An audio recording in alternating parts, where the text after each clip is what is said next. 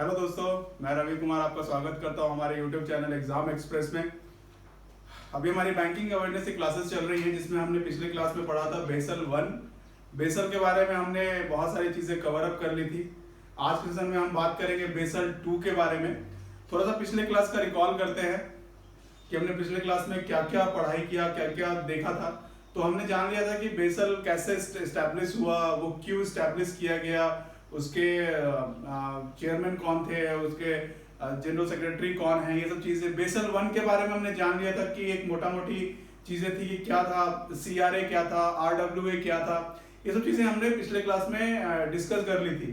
आज हम बात करेंगे बेसल 2 के बारे में, जो कि सेकेंड फेज था बेसल का। ये जब कब इसमें हम बात करेंगे कब इसका इम्प्लीमेंटेशन हुआ, कब इंट्रोडक्शन हुआ, इसके बारे में 3 पिलर्स है, ये सब चीजें आज के इस सेशन में हम डिस्कस करेंगे। तो शुरू करने से पहले अगर आपने अभी तक हमारे चैनल को सब्सक्राइब नहीं किया है तो प्लीज सब्सक्राइब कीजिए, लाइक कीजिए और कमेंट कीजिए और शेयर कीजिए अपने फ्रेंड्स के साथ, अपने ग्रुप में, ताकि हम बहुत ज्यादा लोगों तक पहुंच सके। चलिए शुरू करते हैं बेसल 2। हमने बेसल 1 में क्या बात किया था कि वहां पे एक CRA था। CRA के बारे में हमने बात किया था, सॉरी CAR के बारे में बात किया था हमने, ठीक है, कैपिटल एडिक्वेसी रेशियो। और RWA के बारे में बात किया था, ठीक है, रिस्क वेटेड एसेट्स। इन दोनों के बारे में बात किया था कि जो बेसल 1 था उसमें ये बोला गया कि आपको जो भी बैंकों का कैपिटल है उसको पूरा मार्केट में नहीं लगाना है, उसको आपको कुछ पोर्शन रिजर्व करके रखना पड़ेगा आपके पास, ताकि अगर कुछ भी बैंकों के साथ कुछ भी होता है, गलत होता है, तो वो जो रिजर्व रेशियो, रिजर्व अमाउंट है, उससे जो कि बैंक के कस्टमर्स हैं उनकी देनदारी का कुछ भरपाई किया जा सके। ये एक रूल बनाया गया, यही था। और वो कैसे डिसाइड हुआ, तो रिस्क वेटेड एसेट्स के साथ, कि बोला गया बैंकों को कि जो भी उसे सेंट्रल बैंक, उनको बोला गया कि आप अपने बैंकों का रिस्क वेटेड एसेट्स की गणना कीजिए, पता कीजिए कि आपके जो एसेट्स लगे हुए हैं मार्केट में, आपका जो भी पैसा मार्केट में लगा हुआ है उसका रिस्क कितना है, उसी के अनुसार आपको CAR मेंटेन करना पड़ेगा अपने यहाँ। तो वो भारत में कितना था, इंडिया में वो था 9%। तो 9% आपको कैश रिजर्व रखना पड़ेगा, कैपिटल रिजर्व रखना पड़ेगा अपने पास, ताकि आगे कोई भी प्रॉब्लम हो तो उससे कोप अप किया जा सके, ठीक है।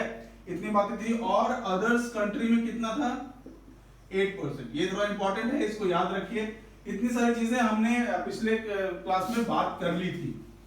आज जो बात है वो बेसल 2, ठीक है। तो बेसल 1 जब आया तो बेसल 2 की क्यों जरूरत पड़ी? बेसल 2 की जरूरत इसलिए पड़ी क्योंकि बैंकिंग सेक्टर इंप्रूव हो रही थी, बैंकिंग सेक्टर का वर्क करने का जो दायरा था वो बढ़ रहा था।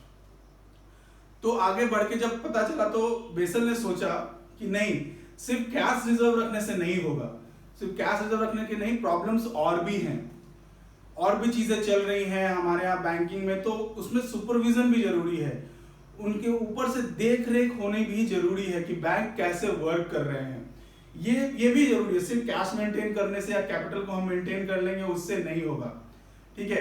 तो जब NPA की बातें आई बैंक में, आगे चल के NPA की बातें आई, तो ये देखा गया कि बैंकिंग में जो लोन हो रहे हैं वो उनका कोई एक तरीका नहीं है, कोई सुपरवाइज नहीं कर रहा, ऊपर से अच्छे से उनका सुपरविजन नहीं हो रहा।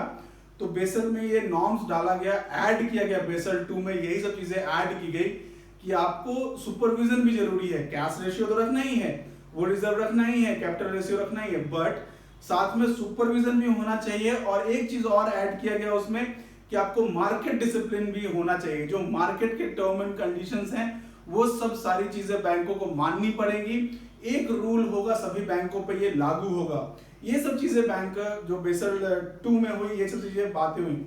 सबसे पहले इसमें बात करते हैं कि उसका इंप्लीमेंटेशन कब, इसका इंट्रोडक्शन कब हुआ। इसका इंट्रोडक्शन हुआ 1999 में, फर्स्ट टाइम बेसल 2 इंट्रोड्यूस किया गया 1999 में इसका इंट्रोडक्शन हुआ, ठीक है। तो हमने पिछले क्लास में बात की थी कि हमेशा जब भी बात होगी तो दो डेट की बात होगी कि एक तो पहला उसका इंट्रोडक्शन कब हुआ, दूसरा उसका इम्प्लीमेंटेशन कब हुआ। उसका एक इम्प्लीमेंटेशन करने का एक टाइम फ्रेम दिया जाता है हमेशा बेसल में, बेसल के द्वारा उसके सदस्य देशों को, सदस्य बैंकों को। तो वो पहला जो उसका था वो था 2003। इस समय पूरा इम्प्लीमेंटेशन नहीं हुआ तो डेट बढ़ाया गया, 2006 किया गया। ठीक है, ये डेट्स आप याद रखिएगा, इससे क्वेश्चंस पूछे जाते हैं हमेशा। उसके बाद जब उसका फाइनल 2006 में भी कंप्लीट नहीं हुआ तो 2009 में 2009 में इसका कंप्लीट इंप्लीमेंटेशन हुआ। कंप्लीट इंप्लीमेंटेशन हुआ। देखिए ये है 1999 में इसका इंट्रोडक्शन हुआ, 2003, 2006 और 2009 में जाके इसका कंप्लीट इंप्लीमेंटेशन हुआ। फर्स्ट ये डेट था, ये नहीं हुआ तो इसका बढ़ा 2006 किया गया और लास्ट 2009 में इसका इंप्लीमेंटेशन कंप्लीट हो गया। ठीक है, ये डेट्स आपको याद रखना है। बेसल के जितने भी पार्ट्स आते हैं डेट से हमेशा क्वेश्चन पूछे जाते हैं, ईयर से क्वेश्चन पूछे जाते हैं। चलिए अब बात करते हैं कि जो बेसल 2 में एक नई चीज आई, 3 पिलर्स के बारे में बात हुई इसमें कि 3 पिलर्स। तो पिलर्स से आप कंफ्यूज मत होइएगा, पिलर्स का मतलब कैटेगरी होता है, कितने टाइप्स के थे, जो नियम जो रूल्स बने वो कितने टाइप के थे, उनको कैटेगराइज किया गया, उनको एक नया नाम दिया गया पिलर। तो बेसल 2 में 3 पिलर्स थे, इनको 3 पिलर्स में डिवाइड किया गया, वो देखते हैं। बेसल 2 में फर्स्ट था पिलर 1, इसमें क्या था, CAR, जो सेम चीज हम बेसल 1 में हमने देखा था वो था कैपिटल एडिक्वेसी रेशियो। ठीक है, ये चीज फर्स्ट जो बेसल 1 था उससे रखा है कि CAR तो आपको रखना ही है, इतना कैपिटल आपको रिजर्व रखना ही है। दूसरा क्या था, सुपरविजन। ये चीज इसमें एक नई ऐड की गई, सुपरविजन, कि आपको जितने भी बैंकों का कार्य प्रणाली है उसको सुपरवाइज करना है, वो देखना है कि वो सही ढंग से कर रहे हैं कि नहीं, उनका वर्क सही ढंग से चल रहा है कि नहीं। इसमें आगे चल के और भी रिस्क आएंगे, सुपरविजन से रिलेटेड रिस्क जो भी बातें हो रही है रिस्क से रिलेटेड हो रही हैं, तो सुपरविजन से रिलेटेड रिस्क होंगे, उनके बारे में हम आगे बात करेंगे। इसके बारे में इसमें एक और तीसरा ऐड किया गया, वो कहता है market discipline.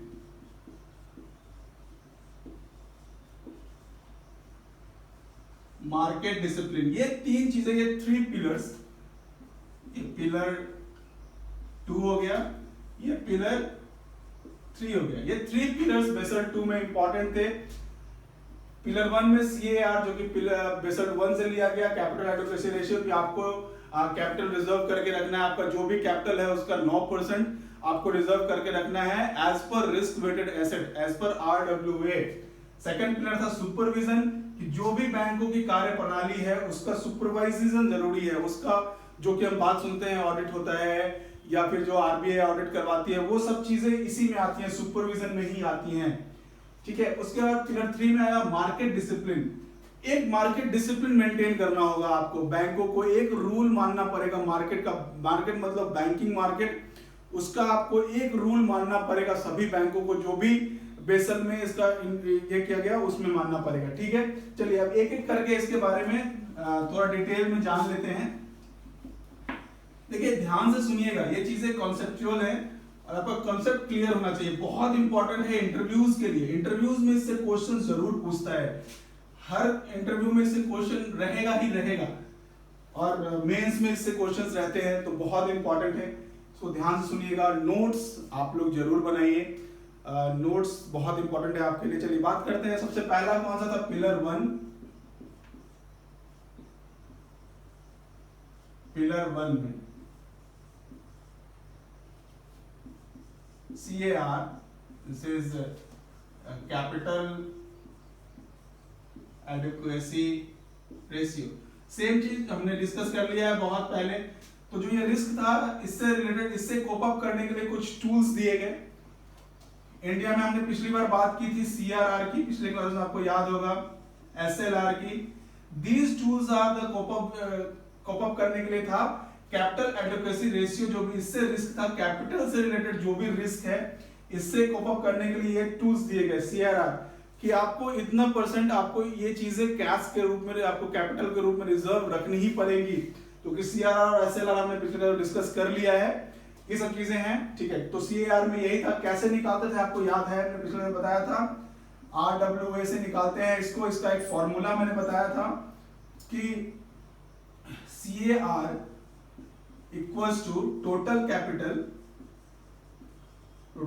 Of banks divided by RWA. ये निकालने का एक फॉर्मूला है, जितना भी रिस्क वेटेड एसेट रहेगा टोटल कैपिटल को उससे डिवाइड कर देंगे, तो जितना परसेंट निकलेगा वही सीएआर होगा, उतना परसेंट आपको कैपिटल रिजर्व रखना पड़ेगा, ठीक है। ये चीजें हो गई। अब देखिए बात करते हैं कि पिलर 2 में क्या है। पिलर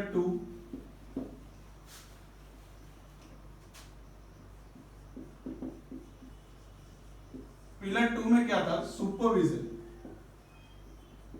अच्छा, सुपरविजन में को कैटेगराइज किया गया, तीन भाग में इसको कैटेगराइज किया गया। ये रिस्क सुपरविजन में जो रिस्क था इसको 3 भाग में कैटेगराइज किया गया। पहला था क्रेडिट रिस्क, क्रेडिट से रिलेटेड जो भी रिस्क होंगे वो क्रेडिट रिस्क में आया। सेकेंड था ऑपरेशनल रिस्क,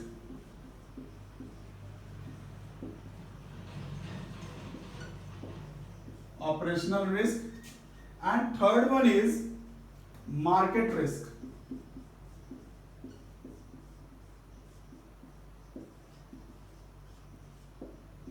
ये 3 चीजें इसमें डिफाइन की गई, इसको कैटेगराइज किया गया। जो रिस्क फैक्टर है वो इन 3 रिस्क में इसका सुपरविजन किया जाएगा। जो ये तीनों रिस्क है इसका अलग अलग सुपरविजन किया जाएगा, credit risk, operational risk and market risk. तो क्रेडिट रिस्क क्या है? क्रेडिट रिस्क जो भी रिस्क क्रेडिट से रिलेटेड है, क्रेडिट मींस लोन, मतलब आपने जो बैंक लोन देती है या फिर जो उधारी के रूप में देती है कस्टमर्स को, ये सारे रिस्क क्रेडिट रिस्क में होगा। और इसका सुपरविजन किया जाना बहुत जरूरी है कि लोन सही ढंग से दिए जा रहे हैं कि नहीं, उसके जितने रूल और रेगुलेशंस है वो फॉलो किए जा रहे हैं कि नहीं। और भी ये सब चीजें जो है इसमें आई, जैसे कि हम लोग बात करते हैं कि मान लीजिए कोई पर्सनल लोन देना है तो उसके डॉक्यूमेंटेशन होना चाहिए, पैन कार्ड, केवाईसी पूरा हो रहा है कि नहीं, ये सब सारी चीजें जो है वो क्रेडिट रिस्क में आती हैं और इसका सुपरविजन होना जरूरी है। तभी आप लोग सुनते होंगे कि बैंकों में आरबीआई का ऑडिट आता है। वो आरबीआई का जो ऑडिट आता है या फिर बैंक खुद से इंटरनल ऑडिट्स करवाते हैं या फिर जो बाहर से इंडिपेंडेंट ऑडिटर्स आते हैं, ये सारी चीजें जो आई हैं बैंकिंग सिस्टम में, वो सारी चीजें बेसल नॉर्म्स के बाद ही आई हैं और ये क्रेडिट रिस्क में ही आता है कि सुपरविजन इज द मस्ट। कोई भी ऐसा बैंक ना रहे जिसका सुपरविजन नहीं हुआ हो। ये बेसल 2 का ये मेन मोटो है, ठीक है। चलिए आगे, उसके बाद हम लोग बात करते हैं ऑपरेशनल रिस्क की। ऑपरेशनल रिस्क क्या है? ऑपरेशनल रिस्क मतलब उसकी कार्य प्रणाली से रिलेटेड जो भी रिस्क है, बैंकों की कार्य प्रणाली, मतलब इसमें बहुत सारी चीजें आती हैं। जैसे कि बैंकों में जो कार्य होता है, जैसे कि हम गए खाता खुलवाने, कोई अकाउंट खुलवाने, वहां पे एक ही बैठा है स्टाफ की कमी है, एक बैठा है, लंबा लाइन लगा है, ये सब चीजें नहीं होनी चाहिए। ये सब चीजें ऑपरेशनल रिस्क में आती हैं। एटीएम सही से काम कर रहा है कि नहीं कर रहा है, बैंकों में जो फ्रॉड्स वगैरह जो होते हैं वो सब चीजें की कोप अप, उन सब चीजों को नहीं होनी चाहिए। हमारे यहाँ इंटरनेट बैंकिंग और बहुत जितनी सारी चीजें ऑपरेशन से रिलेटेड है, उसके कार्यप्रणाली से रिलेटेड है, वो सारी चीजें ऑपरेशनल रिस्क में आती हैं। जो भी ऑपरेशनल रिस्क होगा तो उसकी कार्यप्रणाली खराब होगी, उनका इमेज खराब होगा मार्केट में, बैंक सही ढंग से काम नहीं कर पाएंगे और जो भी कस्टमर्स हैं उनको प्रॉब्लम क्रिएट होगी। ये सारी चीजें ऑपरेशनल रिस्क में आती हैं जो भी उनके कार्यप्रणाली से रिलेटेड है। इन सब चीजों को निपटने के लिए एटीएम आए, इंटरनेट बैंकिंग आई। अच्छा, एक चीज और इसमें ऐड है, बहुत इंपॉर्टेंट है, वैकेंसीज। ये भी हमारे यहाँ जो भी है वो ऑपरेशनल रिस्क में ही आता है कि मान लीजिए एक बैंक में कार्य करने का 3 सीट दिया गया है, किसी बैंक पीओ को 3 सीट है वहां पे कि 3 लोगों का यहाँ पे जरूरत है, बट वहां पे है एक ही। ये भी ऑपरेशनल रिस्क में आता है। ये भी रूल है कि नहीं, वैकेंसीज आनी चाहिए, ये भी इसमें ऐड है ऑपरेशनल रिस्क में ही। थर्ड वन क्या है? Market risk. चलिए ठीक है, मार्केट रिस्क जो है कि मार्केट में आपका इमेज खराब नहीं होना चाहिए। मार्केट इन द सेंस कि आप जो कार्य करते हैं वो मार्केट में आपकी इमेज बढ़िया होनी चाहिए। कोई गलत बात नहीं होनी चाहिए, मतलब आपका जो जो जो आपने इंफॉर्मेशन दिया है वो इंफॉर्मेशन सही होनी चाहिए। ये मार्केट रिस्क है। आप कोई बैंक, मान लीजिए कोई बैंक का इमेज खराब होता है, मतलब आप कोई बात जाके बोलते हैं कि बाहर की यार ये वहाँ तो वो काम नहीं होता, यार वहाँ सही से काम नहीं होता, उस ब्रांच में सही से काम नहीं होता, तो ये क्या है? ये उसकी इमेज खराब हो रही है मार्केट में। यही मार्केट रिस्क है, ये नहीं होना चाहिए। इसका सुपरविजन सही से होना चाहिए। इसीलिए देखिएगा आरबीआई के स्टाफ्स कभी कभी बैंकों में जाते हैं, अचानक जाते हैं, वो जाके सीधा काउंटर पे जाके बात करते हैं कि हमें देखिए ये यार ये मेरा सिक्का है, ये हमें इतने सिक्के जमा करने हैं, तो वो सही ढंग से काम कर रहा है कि नहीं वो देखना है। ये सब चीजें, यही मार्केट रिस्क है, तो इसका सुपरविजन भी होना चाहिए। ठीक है, समझ गए सुपरविजन क्या है? सुपरविजन जो पिलर 2 में हमें बताया गया था, सुपरविजन ये चीजें, ये इसमें 3 चीजों में बांटा गया। अब आगे बढ़ते हैं। ठीक है, पिलर 3,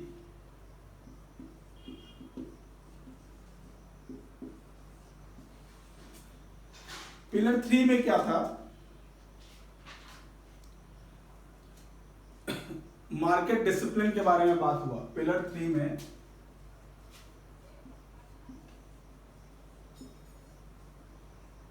मार्केट डिसिप्लिन के बारे में बात हुआ। मार्केट डिसिप्लिन से क्या समझते हैं? मार्केट डिसिप्लिन मतलब कि मार्केट में कोई बैंक काम कर रहा है, मार्केट इन द सेंस कि बैंकिंग मार्केट, जो बैंक से रिलेटेड जहां पे वर्क होते हैं, उसमें कि आप बैंक जो भी इंफॉर्मेशन दे कस्टमर्स को वो प्रॉपर और करेक्ट होनी चाहिए। कि ये नहीं कि हमने अभी हम लॉस में चल रहे हैं बैंक और हमने बता दिया कि नहीं हम प्रॉफिट में हैं। स्टार्टिंग के टाइम में ऐसा होता था, बैंक गलत इंफॉर्मेशन मार्केट में देती थी कि हम प्रॉफिट में हैं, बट वो रियलिटी में कुछ और होता था। बट अब ऐसा नहीं है, आप बिल्कुल करेक्ट, जो भी डाटा आता है वो बिल्कुल करेक्ट आता है। तो ये चीजें थी कि प्रॉपर डिस्क्लोजर होना चाहिए अपने आपके इंफॉर्मेशंस का। बैंकिंग इंफॉर्मेशंस का पहला है प्रॉपर डिस्क्लोजर होना चाहिए। Proper disclosure of your informations. यह सुनिश्चित किया गया कि बैंक अपना प्रॉपर डिस्क्लोजर करे, अपने इंफॉर्मेशंस का प्रॉपर डिस्क्लोजर करे मार्केट में। ये मार्केट डिसिप्लिन रिस्क में आता है। ठीक है, दूसरा था कि जो भी टर्म एंड कंडीशंस लागू होते हैं मार्केट में, वो टर्म एंड कंडीशन बैंकों को मानने पड़ेंगे। जो भी रूल एंड रेगुलेशंस आरबीआई द्वारा या इंटरनेशनल बैंकिंग मार्केट में जो भी रूल्स चल रहे हैं वो सभी बैंकों को मानने पड़ेंगे। तो टर्म एंड कंडीशंस जो हैं वो मानने पड़ेंगे, ये दूसरा आया। ठीक है, टर्म एंड कंडीशंस मानने पड़ेंगे। ये पिलर 3 था। इसमें ये चीजें थी, मार्केट डिसिप्लिन समझ गए आपकी, proper disclosure of your informations. जो भी इंफॉर्मेशन आप दे वो इंफॉर्मेशन प्रॉपर और रियल और करेक्ट होना चाहिए, चाहे वो किसी भी चीज से रिलेटेड हो बैंकिंग का। ये बहुत जरूरी था। और जो भी टर्म एंड कंडीशंस है, जो भी रूल एंड रेगुलेशंस है, वो सभी बैंकों को मानने पड़ेंगे। और अगर उन्होंने नहीं माना तो क्या होगा? पेनल्टी लगेगा। जो भी किसी देश का सेंट्रल बैंक है वो उस पर पेनल्टी लगाएगी, उसको पनिश करेगी। ये रूल आया, ये बेसल 2 में ये सब सारी चीजें इंट्रोड्यूस किया गया। ठीक है, समझ गए आप लोग कि 3 तरह से ये 3 पिलर थे इसमें, जिसमें पहला था CAR कैपिटल एडिक्वेसी रेशियो, दूसरा था सुपरविजन कि जो भी ऑडिट्स वगैरह होते हैं वो सारी चीजें करेक्ट और कोई भी बैंक कोई भी ब्रांच बिना ऑडिट के बिना सुपरविजन के ना रहे। और तीसरा जो था वो था मार्केट डिसिप्लिन कि मार्केट से जो भी रूल एंड रेगुलेशन है उसको आप सही ढंग से पालन करें। तो ये चीजें जो थी वो हमारे बेसल 2 में थी।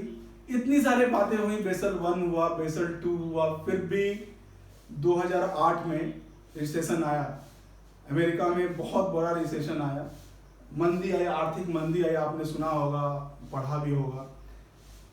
और ये रिसेशन कैसे आया? Due to banking, due to America के जो बैंक्स थे उनकी वजह से ये रिसेशन आया था। इसका मेन रीजन क्या था? इसको बोला भी जाता है सब प्राइम क्राइसिस। इसको जो बोला जाता है वो बोला जाता है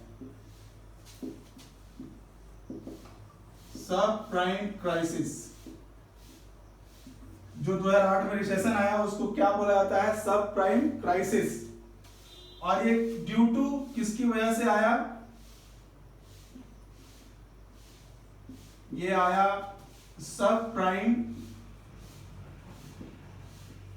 लेंडिंग की वजह से।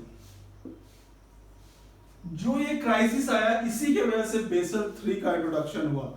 बहुत बड़ी आर्थिक मंदी आई थी, डिप्रेशन आया था 2008 में, और इसका रीजन यही था सब प्राइम क्राइसिस। और इसका जो सब प्राइम क्राइसिस बोला गया इस रिसेशन को, इस डिप्रेशन को, और ये आया सब प्राइम लेंडिंग की वजह से।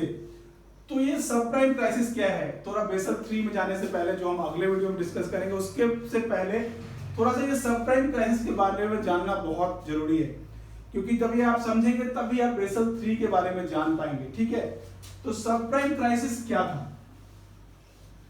सब प्राइम क्राइसिस क्या है वो जानते हैं थोड़ा। बैंकों में जो कस्टमर होते हैं, जो भी कस्टमर्स होते हैं, उनको 2 भाग में बांटा जाता है। फर्स्ट होता है प्राइम कस्टमर्स और सेकंड वन इज सब प्राइम कस्टमर्स। प्राइम कस्टमर्स वो होते हैं जिनका क्रेडिट जो बोलते हैं हम लोग, जो उनका जो केवाईसी है वो कंप्लीट है, जो अच्छे कस्टमर्स, जो बहुत बढ़िया कस्टमर्स। बढ़िया कस्टमर कहने का सेंस कि जिनका अगर उन्होंने कुछ लोन लिया तो लोन सही समय पर वापस आ रहा है, जिनके अकाउंट में अच्छा फंड है, जिनका क्रेडिट हिस्ट्री बहुत अच्छा है। क्रेडिट हिस्ट्री मतलब जब भी उन्होंने लोन लिया वो खराब नहीं हुआ, वो लोन उन्होंने चुकता किया समय पे, उनके अकाउंट्स में उनका बढ़िया, उनका इनकम अच्छा है, उनके पास इनकम प्रूफ है, उनका केवाईसी कंप्लीट है। इनको प्राइम कस्टमर्स बोला जाता है बैंकिंग सेक्टर में। सब प्राइम कस्टमर्स वो होते हैं जिनका इनकम उस हिसाब से नहीं है, जिनकी क्रेडिट हिस्ट्री या तो नहीं है या क्रेडिट हिस्ट्री खराब है, जिनकी केवाईसी कंप्लीट नहीं है और जिनका इनकम भी बहुत बढ़िया नहीं है, उसको हम लोग सब प्राइम कस्टमर्स में डिवाइड करते हैं। ये 2 तरह के कस्टमर समझ गए आप लोग। तो जब भी लोन दिया जाता है, बैंक लोन देती है तो प्रिफर करता है प्राइम कस्टमर्स को हमेशा। बैंकिंग बोलता है कि नहीं इसका, क्योंकि इसके पास ये लोन जो लेगा वो वापस कर सकता है, इसका कैपेसिटी है, इसलिए हमेशा प्रिफर किया जाता है प्राइम कस्टमर्स को। सब प्राइम कस्टमर्स को प्रिफर नहीं किया जाता है क्योंकि इनके पास उस हिसाब से इनकम नहीं है या केवाईसी नहीं है या फिर ये एलिजिबल नहीं है किसी भी क्रेडिट के लिए, किसी भी लोन के लिए। बट अमेरिका में क्या हुआ 2008 से पहले, 2000 के दशक में, उनका रियल एस्टेट जो है वो बहुत बूम पे था। उस टाइम में बहुत सारे घर बन रहे थे जो बिक रहे थे, तो उस समय हाउसिंग लोन की बहुत मांग थी अमेरिका में। ठीक है, तो वहां पे जैसे हमारे यहाँ एनएचबी है, नेशनल हाउसिंग बैंक, उसका काम क्या है कि वो कमर्शियल बैंक्स को फंड प्रोवाइड करवाती है हाउस, घर खरीदने के लिए, हाउसिंग लोन के लिए, एनएचबी। उसी तरह से अमेरिका में जो बैंक है वहां भी उन्होंने हाउसिंग लोन देना स्टार्ट किया। जो रियल एस्टेट में बहुत बूम था, बहुत सारे कस्टमर चाहते हैं हम घर खरीदे, तो बैंकों को एक अपॉर्चुनिटी दिखी, उन्होंने उसे लोन देना स्टार्ट किया बिना किसी रूल और रेगुलेशन के। और भी सबसे बड़ी गलती क्या हुई, उन्होंने सब प्राइम कस्टमर्स को भी लोन देना स्टार्ट किया। प्राइम कस्टमर्स को तो दिया ही दिया, साथ में उन्होंने सब प्राइम कस्टमर्स को भी लोन देना स्टार्ट किया और बिना किसी केवाईसी के। उन्होंने उसको जाना नहीं, जो भी आ रहे हैं उनको उन्होंने लोन प्रोवाइड कर दिया और उसके बदले में सिक्योरिटी क्या ली, जो घर के लिए वो लोन दे रहे हैं वही घर उन्होंने मॉर्गेज रख दिया। देखिए समझिए इसको, ये कॉन्सेप्ट है कैसे हुआ, तो सब प्राइम कैसे समझने के लिए ये बातें जानना बहुत जरूरी है। तो जो घर उन्होंने मॉर्गेज रख दिया और उसी पे उन्होंने लोन ले लिए। ये लोन प्राइम कस्टमर्स को तो दिए ही गए, साथ ही साथ उन कस्टमर्स को भी दिए गए जो कि इसके लिए एलिजिबल नहीं थे, जिनका इनकम ही नहीं था उस हिसाब से कि वो लोन वापस करें। और उन्होंने केवाईसी लिया, ना उन्होंने कोई उसके बारे में ज्यादा जानकारी जुटाई। केवाईसी का मतलब होता है, बहुत इंपॉर्टेंट है, आपने सुना होगा, केवाईसी का मतलब होता है know your customers. Know your customers, ठीक है। तो क्या हुआ, इससे प्रॉब्लम क्या क्रिएट हुआ कि जो लोग नहीं चुका तो उन्होंने लोन ले लिए और वो चुका नहीं पाए, लोन खराब हुई। तो स्टार्टिंग में क्या किया बैंकों ने कि उन घरों को उन्होंने जब्त कर लिया, क्योंकि वो सिक्योरिटी था, और उनको उन्होंने नीलाम कर दिया। तो स्टार्टिंग में तो प्रॉब्लम नहीं हुई, वो नीलाम भी हो गए, दूसरे लोगों ने फिर खरीद लिया, उसको भी खरीदने के लिए लोन दे दिया गया। तो एक लोन खराब हुआ ही, और जो नीलामी हुई उन सब चीजों में भी ये बढ़ते बढ़ते बढ़ते एक टाइम में ऐसा आया कि रियल एस्टेट का जो मार्केट प्राइस था वो एकदम से नीचे चला गया। ठीक है, समझ रहे हैं आप? तो जो बैंकों के पास जो वो हाउस थे, जो उन्होंने जब्त किए थे, जो उन्होंने सीज किए थे जो सब प्राइम कस्टमर से, वो घर एज अ इन्वेंट्री उनके पास रह गए। अब वो उनको बेच ही नहीं पा रहे थे, कोई खरीदने वाला नहीं था, क्योंकि मार्केट में पैसा नहीं था। ठीक है, समझ में आया कैसे हुआ ये? तो बैंकों की बहुत बड़ी गलती थी। क्या गलती थी कि उन्होंने केवाईसी नहीं लिया, उन्होंने सब प्राइम कस्टमर्स को लोन दे दिया, और ये इन बैंकों के पास, और इसमें बहुत सारे बैंक बैंकक्रप्ट हो गए, डूब गए, सारा पैसा डूब गया और दिवालिया हो गए, और बहुत बड़ा क्राइसिस हुआ बैंकिंग सेक्टर में। समझ रहे? सब प्राइम क्राइसिस 2008 में, इसको इसीलिए सब प्राइम क्राइसिस बोला जाता है, जो डिप्रेशन आया था अमेरिका में। कॉन्सेप्ट यही है कि जितने भी उस समय बेसल 3 का इंट्रोडक्शन किया गया, इन सब चीजों को देखते हुए बोला गया कि नहीं, बेसल 3 में ये रूल लाया जाए, नियम लाया जाए कि ये जो क्राइसिस हुआ है ये आगे फिर कभी ना हो। तो सब प्राइम क्राइसिस आप लोग समझ गए होंगे, ये बहुत इंपॉर्टेंट है, ये क्वेश्चंस आता है इससे, या कॉन्सेप्ट के लिए आपको जानना बहुत जरूरी है। तो जब हम अगले सेशन में आएंगे तो हम बेसल 3 के बारे में बात करेंगे, डिस्कस करेंगे, तो हमारे साथ बने रहिए। मैं उम्मीद करता हूं कि ये सेशन आपके लिए बहुत हेल्पफुल होगा। तो इसे शेयर कीजिए अपने दोस्तों के साथ, अपने ग्रुप में, अपने जो भी आपके साथ स्टूडेंट्स हैं उनके साथ। फिर मिलते हैं अगले सेशन में बेसल 3 के साथ। तो अभी तक अगर आपने हमारे चैनल को सब्सक्राइब नहीं किया है तो प्लीज़ सब्सक्राइब कीजिए, शेयर कीजिए, कमेंट कीजिए। तब तक के लिए गुड बाय, घर पे रहिए, सुरक्षित रहिए। जय हिंद, जय भारत।